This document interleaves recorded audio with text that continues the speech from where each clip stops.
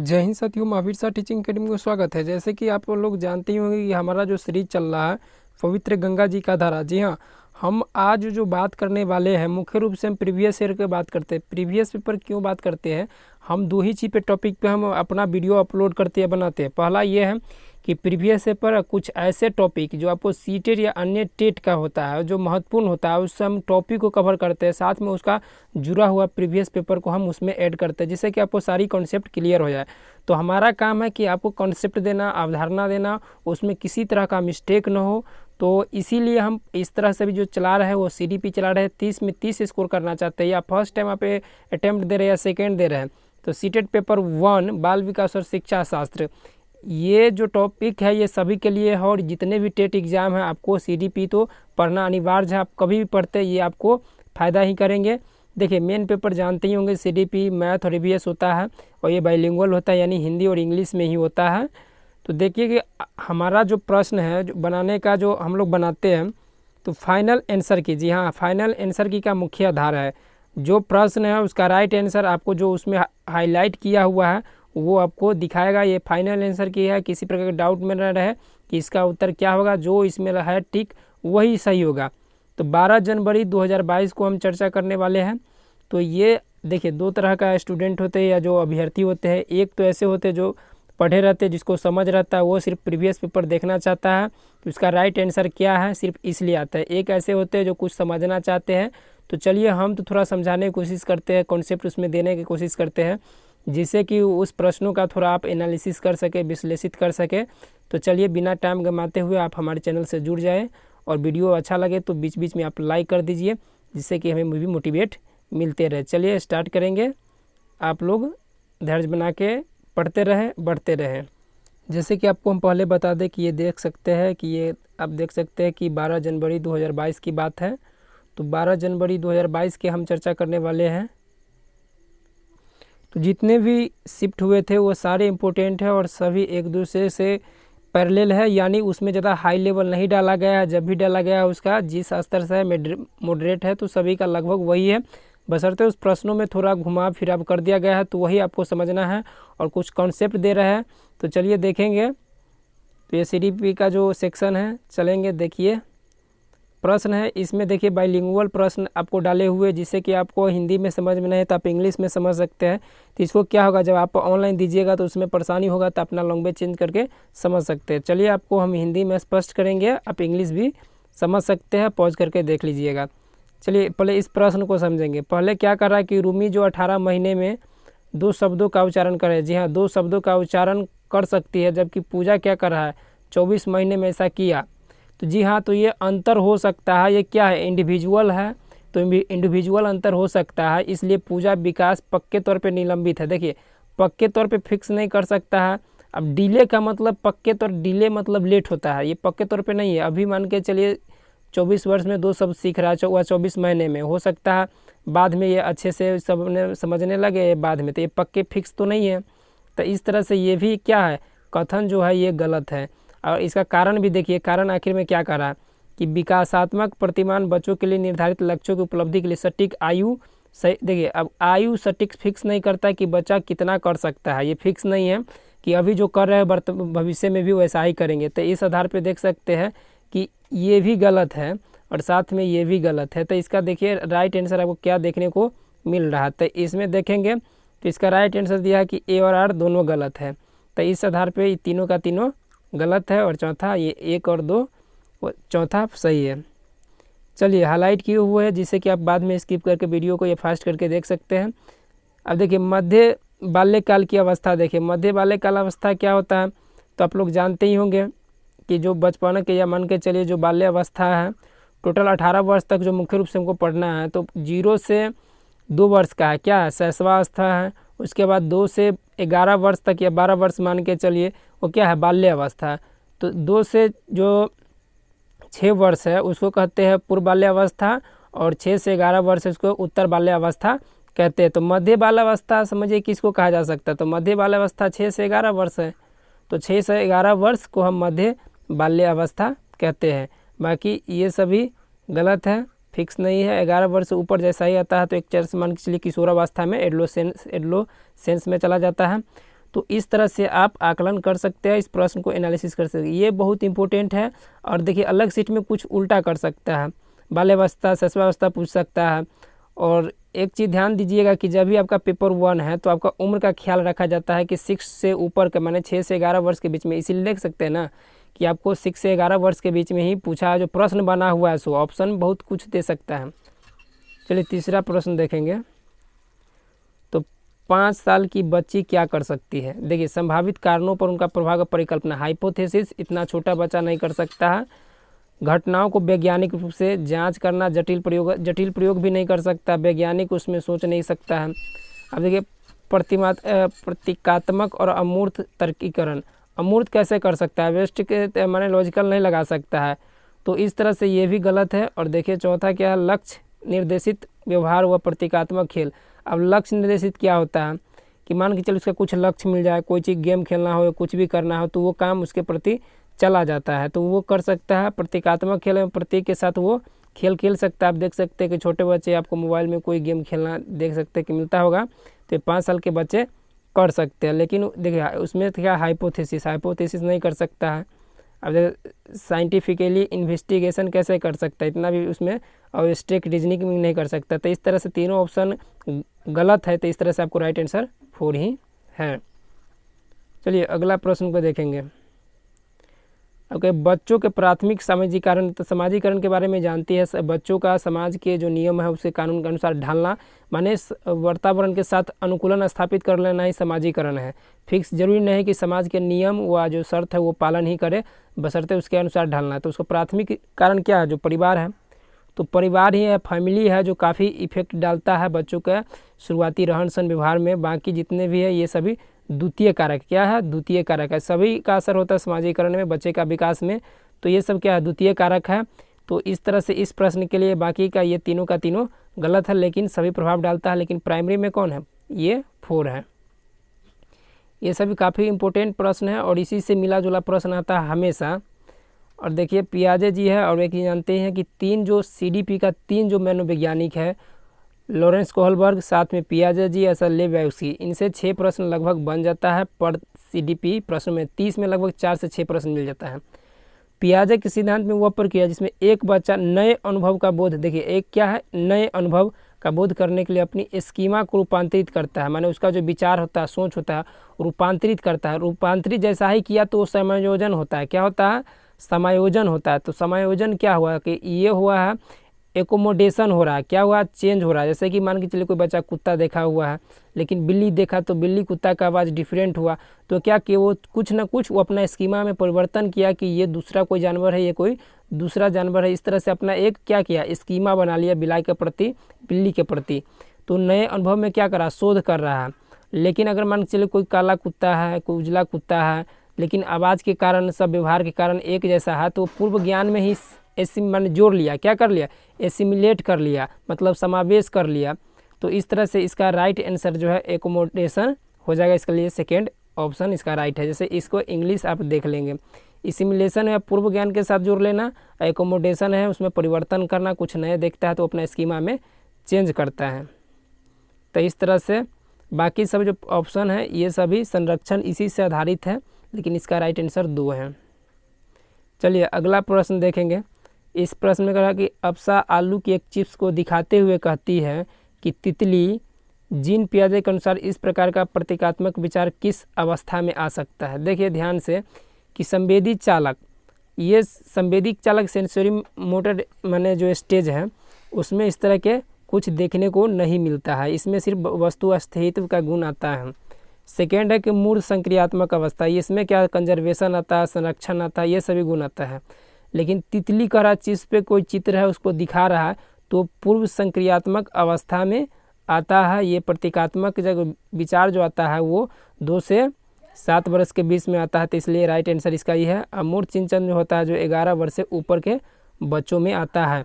इस आधार पर इसका राइट आंसर सेकेंड निकल के आ गया है। इस प्रश्न को आप इंग्लिश में भी समझने की कोशिश कीजिएगा, क्योंकि इंग्लिश में आपको समझ में और बेहतर आ जाए।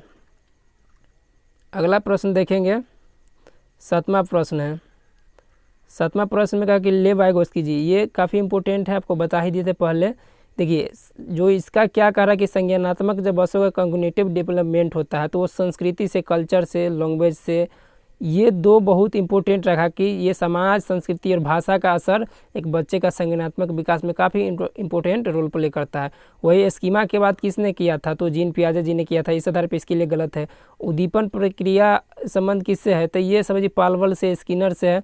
तो ये मुख्य रूप से दो जुड़ा हुआ है, तो देख सकते हैं 1 और 2 इसका राइट आंसर है।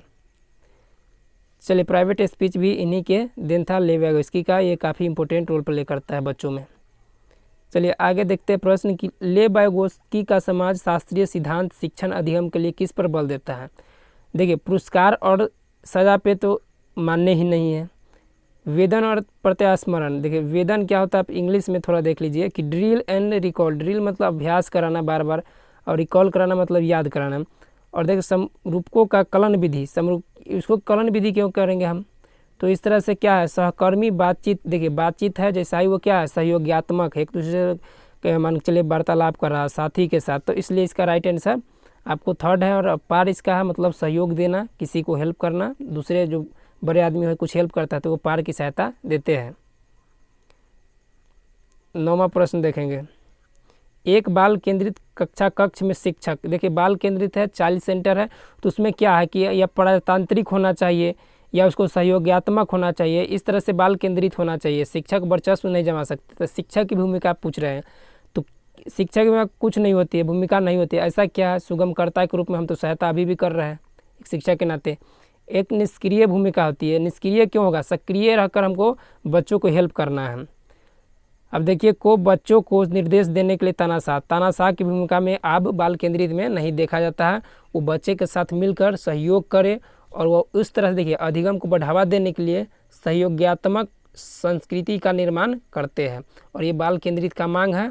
और फ्लेक्सिबल लचीलापन पाठ्यक्रम होना चाहिए। ये भी बाल केंद्रित चाइल्ड सेंटर की बात की गई है। 10वां प्रश्न देखेंगे। ये प्रश्न काफ़ी इम्पोर्टेंट है। अगर थोड़ा भी आपको हेल्प अच्छा लगता हो तो लाइक ज़रूर कर दीजिए। उस तर्क की पहचान करें जो लॉरेंस कोहलबर्ग ने नैतिक विकास के सिद्धांत में सामाजिक अनुबंधन अभिविन्यास दिया था। देखिए लॉरेंस कोहलबर्ग आ गया इसका, तो इसने 3 अवस्थाएं दिए थे यानी लेवल दिए थे। और एक था पूर्व परंपरागत, परंपरागत, उत्तर परंपरागत। तो इस दोनों का 2-2 स्टेज है, तो यानी 6 स्टेज है। तो सामाजिक अनुबंधन ये 5वां स्टेज में है, यानी उत्तर परंपरागत अवस्थाएं का है। जी हाँ, तो इससे क्या है कि इसमें होता है मानव उद्देश्यों को आगे बढ़ाने के लिए कानून, नियम, लचीले उपकरण। अगर मान के चलिए कुछ ऐसे कानून बन गए हैं जिससे कि अगर उसको तोड़ा जाए, कुछ समय के लिए हटा दिया जाए, लोगों की भलाई है तो वैसे कानून को हटा दिया जाता है। क्यों, अगर मान के चलिए जो जिस तरह से संविधान था पहले का, उसमें कुछ गलत संशोधन किया गया था, कुछ निर्माण कर दिया गया था, तो क्या किया था उसको हम क्या किए, कानून को हटाए थे, बदलाव किए थे। तो इसी तरह मान के चलिए व्यवहार में कुछ ऐसे कानून नियम हो समाज के अंदर, अगर कुछ फ़ायदा हो तो उस नियम कानून को हमको क्या करना है, लचीला करना है, मतलब उसमें कुछ कमी करना है, फ्लेक्सिबल बनाना है, ये नहीं कि फिक्स वैसा ही। तो इस तरह से सामाजिक अनुबंधन में है। अब वही जो आता है अंतिम वाला जो होता है, तो विवेक से बच्चे खुद चुनते हैं नैतिक सिद्धांतों का, जो अच्छा लगे वही करेंगे। जैसे भगत सिंह किए थे, ये बड़े बड़े जो स्वतंत्रता सेनानी थे खुद निर्णय किए थे कि हमको क्या करना है।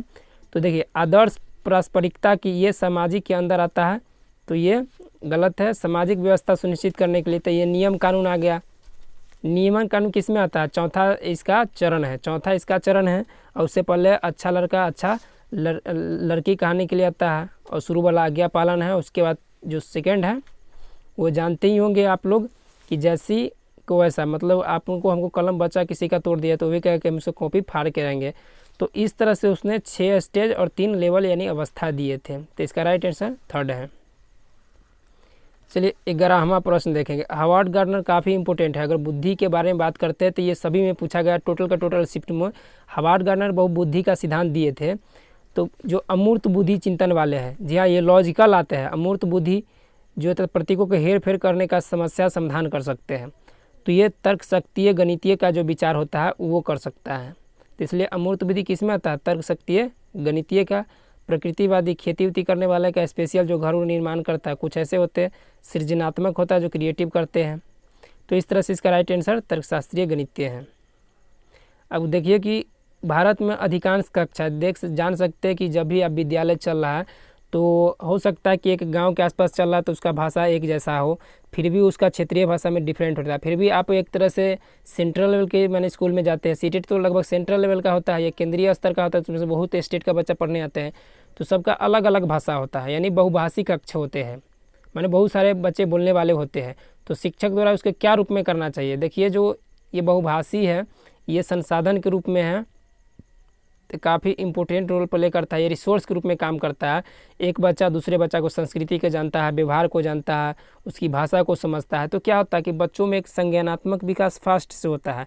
तो ये पॉजिटिव रूप में लेना चाहिए, एक रिसोर्स के रूप में लेना चाहिए। इसका अब राइट आंसर तो देख लिए कि क्या है, एक संसाधन, एक रिसोर्स है, एक बाधा है, एक बर्डन क्यों होगा, कोई दिक्कत नहीं है, ये एक बोझ भी नहीं है। जब संसाधन है बेहतर है तो बाकी तो गलत ही हो गया, तो इस तरह से ये भी गलत है। इसका आप इंग्लिश भी देख सकते हैं, समझ सकते हैं।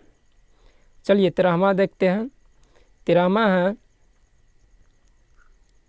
एक शिक्षक हमेशा, देखिए हमेशा की बात आ गई, माने रूढ़िगत आ गया, क्या हुआ, रूढ़िगत आ गया बात के, तो फर्नीचर को हिलाने जैसे कार्य करने के लिए कहता है, माने कुछ उठाना, जैसे कि स्कूल में रहता है डेस्क उस्क कर रहे, तुम ये करो वो करो, उठा के यहाँ से रखो, तो क्या भारी काम किससे करा, लड़कों से करा रहा है, लेकिन साफ सफाई काम किससे करा, लड़की से करा रहा है। तो इस तरह से क्या है कि एक हमारा रूढ़ी है, पहले से ही परंपरागत है, माने चलता रहा है रेगुलर, यहाँ हमेशा की बात है, मतलब ये क्या हो गया, एक तरह से रूढ़िगत हो गया, तो हमेशा पहले से ही आ रहा है। तो यह धारणा उपयुक्त नहीं है, क्योंकि यह उदाहरण किसका है, जेंडर रूढ़िवादिता का है। अब जेंडर रूढ़िवादिता क्या होता है, अब देख सकते हैं कि जेंडर स्टीरियोटाइप, तो एक होता है बायस। बायस क्या होता है, किसी में ज़्यादा बढ़ावा देना, जैसे कि मान के चलिए कोई संगीत का कार्यक्रम कर रहा है, उसमें सिर्फ लड़कियों का भागी देना, लड़का को नहीं देना, कोई गेम चल रहा है उसमें लड़कों का भागी देना, तो ये क्या है कि ये होता है बायस, है ना। उसमें क्या क्या अंतर किया गया, तो मतलब जेंडर बायस किया जाता है, पक्षपात करना। लेकिन यहाँ एक तरह से लगातार किया जा रहा है, हमेशा से किया जा रहा है, पहले से कहा जाता है कि लड़के क्यों व्यवहार करते हो, तो क्या है, जेंडर रूढ़िवादिता हो गया, क्योंकि उससे व्यवहार का तुलना कर दिया गया है। ये काफ़ी इम्पोर्टेंट है और ये भी प्रश्न हमेशा बनता आ रहा है, इसलिए आप समझते चलिएगा। अब देखिए आकलन के संदर्भ में राष्ट्रीय शिक्षा नीति 2020 NEP या NPE 2020 क्या प्रस्तावित कर रहा है, किसी चीज़ को हमको आकलन करना है, असेसमेंट करना, यानी बच्चों का जांच पड़ताल करना है। तो आकलन एक योग्यात्मक तरीके है, आकलन असेसमेंट क्या है, समेटिव, ये योग्यात्मक है। समेटिव असेसमेंट क्या होता है कि ये साल भर में किया जाता है या 6 महीना पे किया जाता है, तो हमें इस तरह से नहीं करना है, हमको क्या करना है, CCE करना है, कंटिन्यूअस एंड कम्प्रिहेंसिव एवोल्यूशन, सतत एवं व्यापक मूल्यांकन करना है। परीक्षा के लिए ही, अब सिर्फ हमको परीक्षा के लिए सीखना तो नहीं है, हमको क्या करना है कि सर्वांगीण विकास के लिए, ऑलराउंड डेवलपमेंट के लिए हमको पढ़ाई करना है, माने शिक्षा ग्रहण करना यानी सीखना है। अब प्रत्यास्मरण आधारित वस्तुनिष्ठ प्रकार के परीक्षण, अब देखिए रिकॉल करने के लिए फिर याद करने की बात आ गई। अब वस्तुनिष्ठ प्रकार, क्योंकि हमको तो वस्तुनिष्ठ सिर्फ नहीं ना चाहिए, तो हमको अनेक प्रकार सब्जेक्टिव भी चाहिए, तो इस तरह से व्यक्तिनिष्ठ या कुछ भी हो सकता है। तो रिकॉल की बात है तो ये तीनों का तीनों आपको गलत ऐसा ही मिल गया। तो राइट आंसर में देखिए क्या लिखा हुआ है कि विश्लेषण और आलोचनात्मक सोच जैसे उच्च क्रम के कौशल का परीक्षण करना। जी हाँ, मान के चलिए एनालिसिस करने की, है ना, उस तरह से टिप्पणी करने की बात, उसमें गुण बच्चों को आना चाहिए। तो उसमें इस तरह से देख सकते हैं, testing a higher order skill, जी higher order skill and analysis of critical thinking, मतलब बच्चों में क्या करना है कि उसमें एक तरह से क्रिटिकल थिंकिंग लाना है और एक उच्च स्तर का विश्लेषण करने की क्षमता लाना है। तो उस तरह का हमको आकलन करना है। ये काफ़ी इम्पोर्टेंट प्रश्न था, इसको VBI वेरी वेरी इम्पोर्टेंट कह सकते हैं। चलिए 15वां प्रश्न देखेंगे कि एक शिक्षिका, देखिए एक शिक्षिका है, अपनी कक्षा में व्यक्तिगत, देख सकते हैं कि सीटेड पेपर में क्या क्या है, कहीं शिक्षक लिख रहा है, कहीं शिक्षिका लिख रहा है, कहीं बच्चे लिख रहे हैं, कहीं बच्चिया मन लड़की के बारे में चर्चा, क्यों, क्योंकि सीटेड पक्षपात नहीं करना चाहता है, लड़की को या लड़का को विशेष दर्जा इस पेपर में नहीं देना चाहता, इसलिए दोनों का दर्जा किया गया कि एक शिक्षिका अपनी कक्षा में व्यक्तिगत भिन्नताओं का अर्थ पूर्ण ढंग से किस प्रकार ध्यान में रख सकती है। अब मान के चलिए क्या होता है कि एक स्कूल में बहुत सारे विकलांग बच्चे आते हैं, कोई पढ़ने में, कोई सोचने में, किसी का स्मृति क्षमता, लॉजिकल थिंग्स, कोई हाई काला लेवल, मतलब गोर अमीर, सब प्रकार के ये क्या है, व्यक्तिगत भिन्नता है। शरीर से भी है, अर्थ से भी है, समाज के स्तर से है। तो ये क्या व्यक्ति इंडिविजुअल डिफरेंसेज है। तो कैसे इसमें क्या प्रमाण है, कौन ऐसा विधि है जिसमें वो समान किया गया है।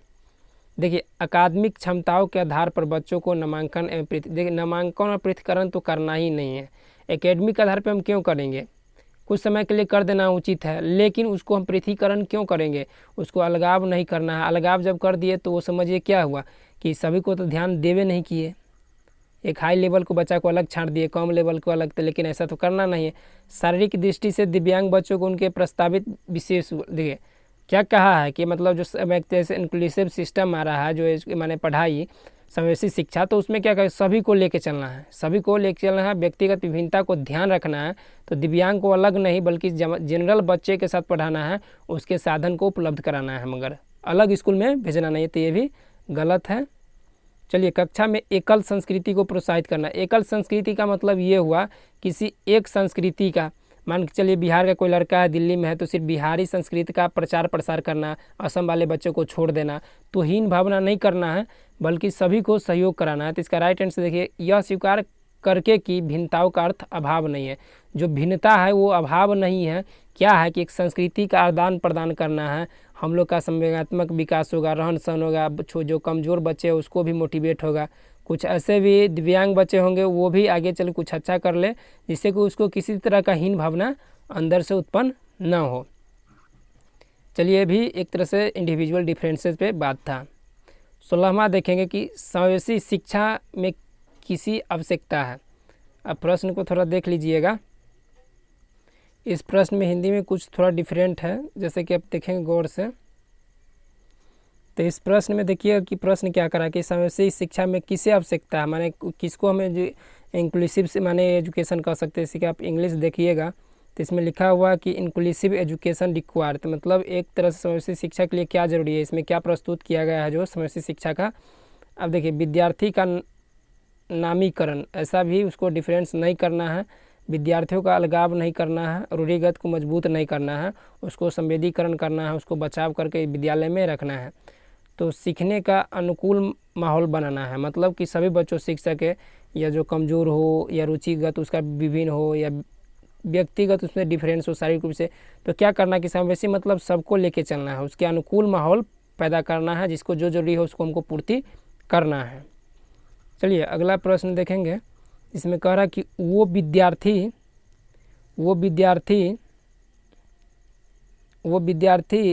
देखिए ये ध्यान न्यूनता अति सक्रियता, ये ADHD जिसको बीमारी होता है उसी का है। तो उनकी पहचान किस क्षेत्र में उनके सामने आने वाली चुनौतियों में से की जा सकती है। देखिए लिखित पाठ को समझना है, इसमें ADHD वो समझ सकता है, बच्चा वो समझ सकता है, पर्याप्त ऊर्जा स्तर उसमें रहता है तब न वो अति सक्रियता रहता है, एक्टिव रहता है शरीर से। स्थितियों का अवबोधन और समझना ये भी समझ सकता है, लेकिन वो लंबे टाइम तक ध्यान केंद्रित नहीं कर सकता, तुरंत भटक सकता है। थोड़ा देर 5 से 10 मिनट रहेगा, आधा घंटा 1 घंटा सही से पढ़ नहीं सकता। तो क्या है कि वो ध्यान मन के चलिए नहीं लगा पाता है, अटेंशन नहीं रह पाता है। तो कह रहा किसी दिए गए कार्य को लंबे समय तक जारी रखना, तो अगर जारी वो नहीं रख सकता, लंबे समय तक वो जारी नहीं रख सकता, इसका एक चुनौती है। इस तरह से इसका राइट आंसर सेकेंड। अब देखिए 18वां है, 18वां में प्रश्न जो बना है आप देखेंगे, इस प्रश्न में कह रहा कि वो विद्यार्थी जिन्हें पठन क्षेत्र में अधिगम में कठिनाई होती है, पढ़ने उठने में, पठन क्षेत्र बहुत सारा हो सकता है, एक ही नहीं है कि सिर्फ पढ़ना ही एक है। पठन क्षेत्र का मतलब लिखना, पढ़ना, सुनना, बोलना ये सभी कुछ आते हैं। सफल समावेशन के लिए किस चीज़ की आवश्यकता है ना, किसकी आवश्यकता है। तो बहुभाषी विषय के अनिवार्य, देखिए अब किसी पर कठिनाई है तो बहुभाषी विषय का अनिवार्य नहीं करना है, उसके मातृभाषा को हमको लेके चलना है। विद्यार्थियों के लिए दंड का बार बार उपयोग, दंड का तो बात ही नहीं है, ये नेगेटिव पॉइंट है। भाषा विषयों में उचित छूट, जी हाँ, अब बच्चा का जो रुचि है पढ़ने में, किसी तरह का कोई विषय में कमजोरी है तो उसको जो रुचिगत विषय उसको पढ़ाइए, तो उसे उचित छूट मिलना चाहिए, जितना जरूरी हो सके उतना हमको छूट देना है। और अस्थायी अलगाव नहीं करना, कुछ समय के लिए अलगाव कर देना उचित है, जिससे कि दूसरा बच्चे को डिफरेंस ना हो, लेकिन हमेशा के रूप में उस तरह से अलगाव नहीं करना है। तो इस तरह से विद्यार्थियों का अस्थायी अलगाव नहीं करना, इस तरह से ये भी गलत है। Right answer second. 19वां देखेंगे कि कह रहा उपकरणों और सहायक तकनीकों की पहुंच को अनुकूलित करने के लिए निम्नलिखित में से किसे समावेश में मदद मिलेगी। अब मान के चलिए डिजिटल लाया जाता है, डिजिटल टीवी या मोबाइल सब इस तरह का जो यूज किया जा रहा है, तो उसको किस बच्चों का फ़ायदा होगा, किसके लिए एडेप्टेशन मतलब ज़रूरी है, बैलेंस बना सकता है। तो देखिए कि वो विद्यार्थी जो दृष्टि बाधित हो। अब जो समझिए कि जो दृष्टि बाधित हो, तो अगर मान के चलिए रेडियो ला दिए, उसका ऑडियो सुना रहा है, तो उसको क्या होगा, फ़ायदा होगा। तो वो फ़ायदा होगा, समावेश में उचित है। वो विद्यार्थी जिन्हें ध्यान न्यूनता अतिसक्रियता है, मान के चले जिसको ADHD बीमारी है, तो अगर मान के चले क्या होगा, अलग अलग क्रिएटिव कराइए, कुछ टाइम के लिए उसको हटा दीजिए, तो उसके लिए भी उचित है। वे विद्यार्थी जिन्हें प्रमस्तिष्कीय घात है, क्या है प्रमस्तिष्कीय मतलब होता है एक तरह से ब्रेन ह्यूमरेज होता है, तो इसको जल्दी एक बीमारी होता है, मस्तिष्क से सही से समझ नहीं पाना, तो इसको कहीं ना कहीं उपकरण और सहायक का अगर उपयोग करते हैं, जैसे कि मान के चले ब्रेल लिपि है, तब कुछ हम लाते हैं तो उसको क्या होता है, सहयोग होता है। अब जिसको जो ज़रूरी है अगर वो पूर्ति करेंगे, वैसा सहायक तकनीक लाएंगे, तो उसको क्या होगा, हेल्पफुल होगा, तो उसको क्या करा, अनुकूलित कर सकता है। असाधारण प्रतिभा वाले छात्र, अब असाधारण प्रतिभा वाले छात्र है, उसको कुछ अलग से उपलब्ध करा देना, तो क्या किया, उसको हम अनुकूल कर दिए, अनुकूलित कर दिए, मतलब जो जरूरी चाहिए, जो सहायक तकनीक चाहिए, अगर वो लाते हैं तो अनुकूल करते हैं। तो इस तरह से राइट आंसर होगा, सबको समावेश हो जाता है। तो इस तरह से देख सकते हैं, इसका राइट आंसर 4 मिला है, 1 2 3 4। चलिए अगला प्रश्न देखेंगे। अगला प्रश्न ये है कि निम्नलिखित में से कौन सा विकल्प दी गई दिव्यांगता और संबंधित। अब इस प्रश्न में ये कहा कि कुछ ऐसे दिव्यांगता या प्रॉब्लम, जैसे डिसलेक्सिया हो, डिस्ग्राफिया हो, जो लर्निंग डिसेबिलिटी है, कोई प्रॉब्लम है, तो उसको क्या किया जाए जिसको समावेशन किया जा सकता है, माने उचित है, उसके लिए वो चीज़ उचित है। तो देखिए प्रतिभाशाली कोई बच्चे हैं तो उसको आसान प्रश्न हम नहीं देंगे, आसान प्रश्न तो वो पहले से ही सोल्व करा है। तो प्रतिभाशाली बच्चा हम क्यों कहते हैं, आसान प्रश्न उसको नहीं देना है, उसको उच्च स्तर का देना है, थिंकिंग करने का लॉजिकल प्रश्न देना है। स्वलीनता, कक्षा की व्यवस्था को ये स्वलीनता ऑटिज्म जो बीमारी होता है, उसको हमको बार बार कक्षा को बदलाव नहीं करना है, फिक्स करना होता है, तो इस तरह से ये भी गलत है। पठन में पहले उत्तम चित्र का फाइन मोटर अगर हम चित्र बनाने के लिए देते हैं, तो जो पढ़ने में विफल है वो बेहतर क्यों कैसे सीख सकता है। फाइन एक तरह से देखिए, इसका इंग्लिश देखेंगे आप समझ जाएंगे कि यहाँ लिखा हुआ कि fine drawing based on fine drawing, तो इतना में ही या छोटा सा चित्र बनाने के लिए इसको हम अच्छे से नहीं दे सकते हैं, जिसका डिस्ग्राफिया लिखा हुआ है। अब बाक हानि है, अब जिसको बोलने में थोड़ा परेशानी हो रहा है, तो उसको क्या करना है, उसको हमको धैर्य रखना है। जी हाँ, हमको उसको धैर्य रखना है कि कुछ टाइम से बोले, लेकिन प्रतिक्रिया जरूर दे, उसको हमको समय लेना है अगर बोलने में किसी तरह की हिचक है तब। चलिए 21 नंबर प्रश्न देखेंगे कि अधिगम तब प्रभावी होता है। अधिगम प्रभावी कब हो सकता है, जब बच्चे की रुचि के अनुसार रहेगा, है ना, जिस लेवल का योग्य है उसके अनुसार उसका क्या कह सकते हैं कि वो तब प्रभावी हो सकता है। देखिए यह बाहरी प्रेरकों द्वारा निर्देशित हो, बाहरी पुरस्कार द्वारा हो, दंड द्वारा हो, किसी का बाहरी, मैंने कहा कि हम ये देंगे, लड्डू देंगे, बतासा देंगे, किसी तरह का हो, मोबाइल देंगे, तो ये बाहरी प्रेरक है, तो एक्सटर्नल मोटिवेशन है, ये काम नहीं करेगा। जी हाँ, प्रभावी नहीं हो सकता। बच्चा कुछ दिन के लिए पढ़ेगा, हट जाएगा। यह प्रतिस्पर्धा को बढ़ावा देता है, ऐसा नहीं है। अगला प्रश्न देखेंगे, ऑप्शन देखेंगे, तो अगला प्रश्न कि विद्यार्थी के लिए अधिगम लक्ष्य पूरी तरह से शिक्षक द्वारा फिक्स नहीं होना चाहिए, बच्चों भी निर्णय ले सके तब प्रभावी हो सकता है। इसका राइट आंसर देखेंगे कि विद्यार्थियों को अपने अधिगम लक्ष्य, जो भी वो पढ़ना चाहता है, लर्निंग जो गोल्स है, वो स्वयं निर्धारित करे। जब स्वयं से निर्धारित कर लेगा, चाहत रख लेगा, तो खुद कर सकता है। जब खुद का चाहत होता है तो आदमी बदल सकता है। इस तरह से 4 इसका राइट आंसर है। चलिए 22वां देखेंगे इस प्रश्न में, शिक्षण अधिगम। जी हाँ, शिक्षण अधिगम का रचनावादी दृष्टिकोण, ये कंस्ट्रक्टिव जो एक तरह से दृष्टिकोण है, तो उसमें क्या है कि सूचना का निष्क्रिय करके नहीं देखना है। रचनावाद जो अभी हमारा बाल केंद्रित है, या जो एक तरह से प्रगतिशील शिक्षा किस पे है, रचनावादी दृष्टिकोण पे है। तो रचनावाद निष्क्रिय तो करना ही नहीं है। बुद्धि लब्धि की गणना को प्रोत्साहित, ये IQ को हमको इसमें महत्व नहीं देना है, क्योंकि गणना नहीं कर सकते। बुद्धि लब्धि ही जरूरी नहीं कि सबको बेहतर बनाया जा सकता है। अधिगम को अर्थ निर्माण की प्रक्रिया के रूप में देखना। जी हाँ, पढ़ाई क्यों है कि जो भी हम पढ़ाते हैं उसको अर्थ निर्माण की जरूरी है। क्रमादेशित निर्देश के उपयोग में केंद्रित, क्रमदेश क्यों, सिक्वेंसिंग हम क्यों बांटेंगे बच्चों में, तो इस तरह से इसका आप अंग्रेजी देख लीजिए, इसमें आपको समझ में आ जाए। देखिए पैसिव तो गलत ही है। साथ में इनकरेज और IQ स्कोर पे हमको बच्चों को ध्यान नहीं देना है। Looks A learning process of meaning making, जो भी हम लर्निंग कराए वो क्या है, मीनिंग मेकिंग होना चाहिए, एक अर्थपूर्ण होना चाहिए, बच्चों को भविष्य में काम आए। सिर्फ हमको क्या करना है कि फोकस ऑन प्रोग्राम इंस्ट्रक्शन, तो इस तरह से किसी चीज़ फोकस नहीं करना है। 23 देखेंगे, राष्ट्रीय शिक्षा नीति 2020 किसकी और बदलाव का प्रस्ताव रखते हैं। तो देखिए अब रटकर सीखने के लिए अब देख सकते हैं, रटने की तो बात ख़त्म कर दीजिए। पाठ्यक्रम सामग्री में वृद्धि, तो एक बोझ नहीं करना है बच्चों का, कुछ कम ही सिलेबस हो लेकिन उसको अर्थपूर्ण होना चाहिए। तो बोझ की कमी के बात किया, मान स्टैंडर्डाइज नहीं होना चाहिए कि एक प्रश्न सभी के लिए समान हो, क्योंकि हर बच्चों का जो इंडिविजुअल है, उसका रुचि है, उसका पढ़ने का स्तर है, सब में डिफरेंट है। मानकीकृत नहीं करना है।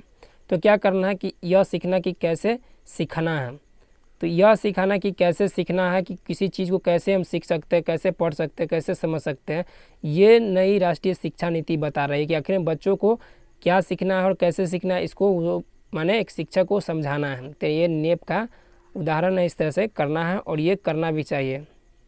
24 प्रश्न देखेंगे, 24 प्रश्न हैं, ये देख सकते हैं कि अनुप्रयोग, विश्लेषण और संश्लेषण। तो ये जो था है ना, तो इसमें 6 गो दिया गया था। 6 कौन कौन दिया गया था, एक शुरू में दिया था नॉलेज, उसके बाद दिया गया था अंडरस्टैंडिंग, उसके बाद एप्लीकेशन, उसके बाद एनालिसिस, उसके सिंथेसिस, एवोल्यूशन। तो इस तरह से देख सकते हैं। तो ए पहले, सॉरी अब देखेंगे कि किस क्रम में था।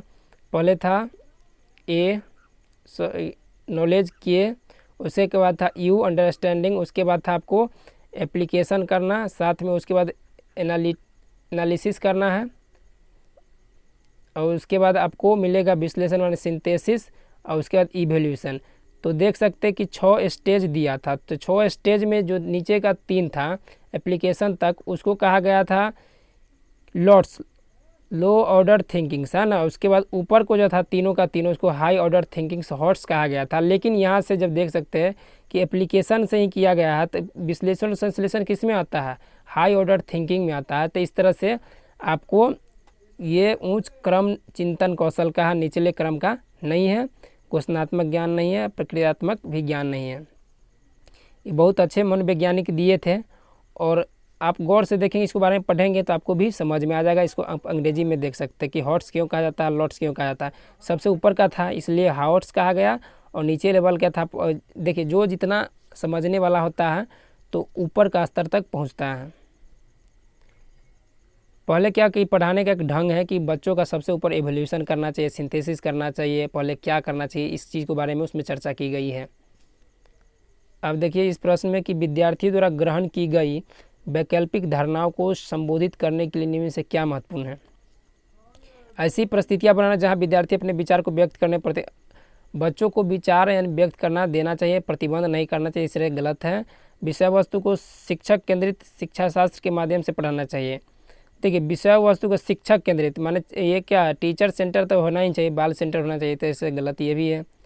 ऐसी परिस्थितियाँ उत्पन्न करना जहाँ विद्यार्थी वैकल्पिक धारणाओं को व्यक्त कर सके। हाँ जी हाँ, इसको हमको विकल्प देना है कि बच्चा अपना अपना विचार दे दे, समझ ले, उस तरह से अपना थिंकिंग कर सके, वो अपना खेल सके, कूद सके, मैंने उसको क्या सर्वांगीण विकास करना है, सिर्फ एक तरह से पाठ्य पुस्तक पर केंद्रित नहीं होना चाहिए। तो देख सकते हैं अब यहाँ समाज से भूमिका की उपेक्षा तो करना ही नहीं है, समाज का बहुत बड़ा योगदान है, लेबागुस्की जी ने कहा, तो उपेक्षा नहीं करना है। 26वां प्रश्न देखेंगे, निम्नलिखित में से किसे एक शिक्षिका द्वारा बढ़ावा दिया जाना चाहिए। परिहार उन्मुख महारत लक्ष्य, तो ये भी गलत है। प्रदर्शन की दिशा में उन्मुख, अब कोई प्रदर्शन बच्चा करे उसी में उन्मुख तो करना नहीं है। महारत हासिल करने की दिशा में उन्मुख करना है कि बच्चा गोल डायरेक्टेड बिहेवियर। जी हाँ, इस प्रश्न में देखेंगे कि क्या करना है कि अप्रोच ओरिएंटेड एंड मास्टर गोल, तो इसमें आपको ध्यान देना है, इस प्रश्न को थोड़ा प्रमोट करना है, एक टीचर को प्रमोट करना है। तो अब बाकी सब प्रश्न में देख सकते हैं क्या कि एवॉइडेड है, तो एवॉइडेंस है, तो इसको तो नेगेटिव लिया जाता है। देखिए यहाँ दोनों का दोनों गलत है। परफॉर्मेंस गोल्स है, तो उसमें जरूरी नहीं कि सब बच्चा सब कुछ में परफॉर्मेंस कर सकता है, जिसमें महारत करना चाहता है उसमें हमको सहयोग देना है। एक शिक्षक को अपने शिक्षार्थियों में किस तरह की भावना होना चाहिए। अब बहिष्करण की भावना क्यों होगी, अलगाव की, हिंसा की भावना तो करना ही नहीं है। तो इस तरह से आपको ये वाला गलत प्रश्न है। अब देखेंगे ये भी गलत है, ये भी गलत है। तो जुड़ाव क्या, बिलोंगिंग करना है, एक दूसरे में जुड़ाव पैदा करना है, जिससे कि वो अपना बात खुल के कह सके। तो ऐसा देखिए अलगाव की भावना तो करना ही नहीं है, ये चीज़ तो हम लोग जानते ही हैं, समझते भी हैं। चलिए 28 जो प्रश्न है अभिकथन और कारण के हैं।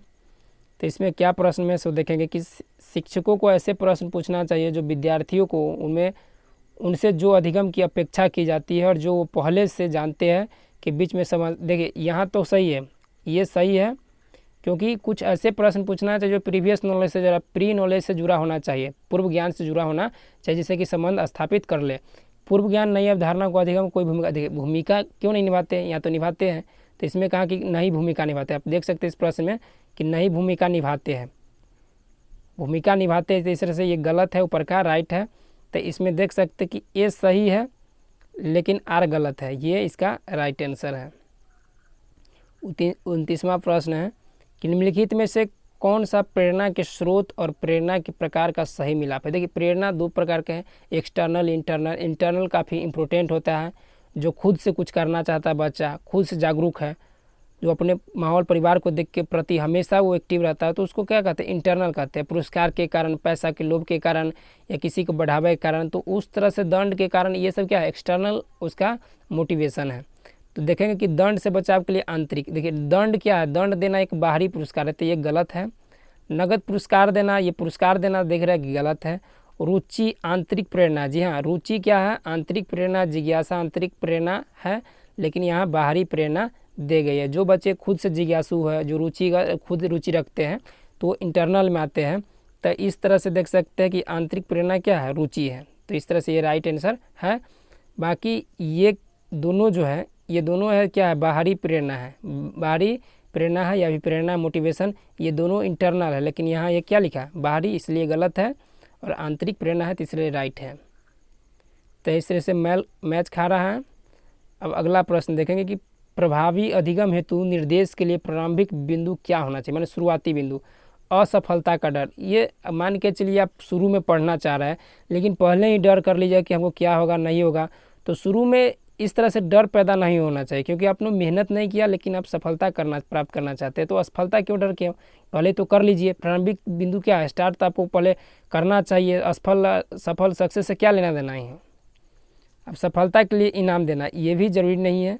अब कोई बच्चा तुरंत सफलता कुछ प्राप्त किया, उसको हम इनाम देंगे तो फिर बाद में वो गिर जाएगा, क्योंकि ये एक्सटर्नल मोटिवेशन है। प्रतिस्पर्धा की भावना, बच्चे में कंपटीशन नहीं करना है, हमको क्या करना है कि बच्चों का सामाजिक सांस्कृतिक परिप्रेक्ष्य को ध्यान देना है, उसको समाज के जुड़ा हुआ विषय को पढ़ाना है, समझाना है। तो इस तरह से इसका इम्पोर्टेंट काफ़ी ये मेन चैप्टर था और फैक्टर था। देख सकते हैं कि 30 का 30 प्रश्न है, उसको हम एनालिसिस किए हैं। आपको वीडियो ज़रूर अच्छा लगेंगे, कुछ ना कुछ आपको हेल्प करेंगे, आने वाले एग्ज़ाम में आप CDP में बेहतर कर सकें, इसलिए हम इस टॉपिक को धीरे धीरे कवर कर रहे हैं। तो उम्मीद करते हैं ये वीडियो काफ़ी हेल्पफुल रहे, तो आप हमारे चैनल से ज़रूर जुड़ें। तो इस तरह से 12 जनवरी 2022 का पेपर समाप्त हुआ CDP का। 30 में 30 से स्कोर लाना चाहते हैं, इसका एनालिसिस कीजिए। तो इस तरह से प्रीवियस पेपर काफ़ी पैटर्न समझने में, किस तरह से प्रश्न पूछा जाता है, ये इंपॉर्टेंट है। और पवित्र गंगा जी के धारा नाम से हमारा प्ले लिस्ट है, इसको जरूर देखेंगे और आपको काफ़ी क्लियर हो जाएंगे। तो ये फाइनल आंसर की पे आधारित है, किसी तरह का डाउट ना होंगे तो महावीर सर टीचिंग एकेडमी से आप जुड़ जाएँ। तो जय हिंद साथियों, वंदे मातरम।